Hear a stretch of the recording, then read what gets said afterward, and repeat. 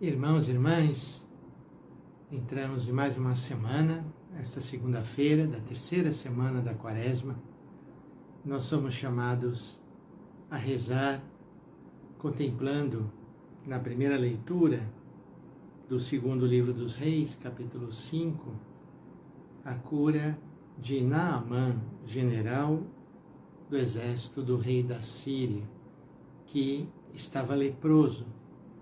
E ouvindo falar do Deus de Israel e do profeta, ele vai então à procura do profeta para que possa ser curado, levando muitos presentes para oferecer a Deus, o Deus de Israel.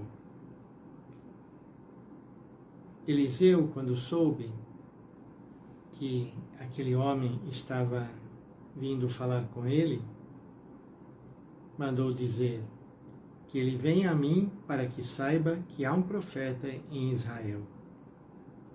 Naamã então chega com todos os seus carros, com todos os seus presentes, e ele esperava ser recebido pelo profeta, ele que era uma pessoa importante, mas Eliseu não o recebe. Eliseu manda um criado ir ao encontro dele, dizer o que ele deveria fazer. Lavar-se 7 vezes no rio Jordão, e então ele ficaria curado. Naamã, irritado, foi embora dizendo: eu pensava que ele sairia para me receber, de pé invocaria o nome do Senhor seu Deus, tocaria com sua mão o lugar da lepra e eu ficaria curado.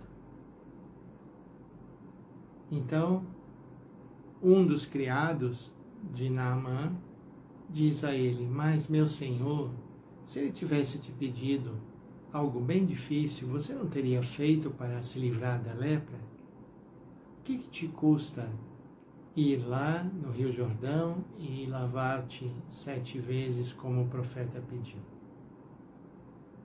E aqui é interessante que Naamã aceita esse conselho daquele servo.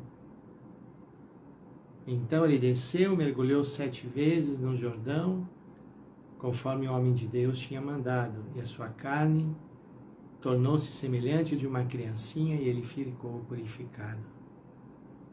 Em seguida voltou com toda a sua comitiva para junto do homem de Deus, apresentou-se diante dele e disse: agora estou convencido de que não há outro Deus em toda a terra, senão o que há em Israel.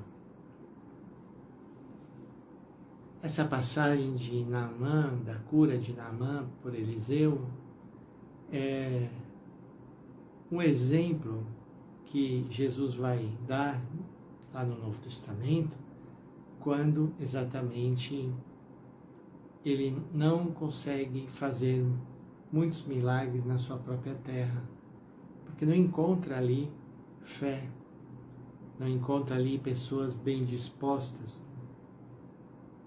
Então Jesus disse em Nazaré ao povo na sinagoga: nenhum profeta é bem recebido em sua pátria. No tempo do profeta Elias, quando não choveu durante 3 anos e 6 meses, havia muitas viúvas, mas Elias não foi enviado a nenhuma delas, senão a uma estrangeira, que vivia em Sarepta, na Sidônia. No tempo de Eliseu havia muitos leprosos, mas somente Naamã, o sírio, foi purificado. Quando os chefes da sinagoga ouviram Jesus dizer isso, levantaram-se, o expulsaram da cidade furiosos. Levaram-no até o alto do monte sobre o qual a cidade estava construída, com a intenção de lançá-lo do precipício. E aqui tem um versículo final que para mim é muito importante, porque diante de toda essa violência contra ele, de toda essa oposição, Jesus não fugiu. Diz o Evangelho: Jesus, porém, passando pelo meio deles, continuou seu caminho. Então, tantas vezes nós também desanimamos diante das dificuldades, das contrariedades, das oposições, pensamos em deixar. Jesus nos dá o exemplo, ele que sofreu tanto, que vai entregar sua vida na cruz por nós, ele seguiu adiante, mesmo não recebendo retribuição por parte dos seus. Aqueles pelos quais ele estava se doando, dando a vida, foram aqueles que não o aceitaram. Então, que nós possamos, com a ajuda de Deus, com a graça de Deus, compreender esta lição desse Evangelho. Muitas vezes, nos lugares onde estamos, vai ser o lugar mais difícil. Na nossa família, na nossa comunidade religiosa, na nossa comunidade eclesial, no trabalho, com as pessoas com quem convivemos. Ali vai ser mais difícil para nós anunciarmos o Evangelho.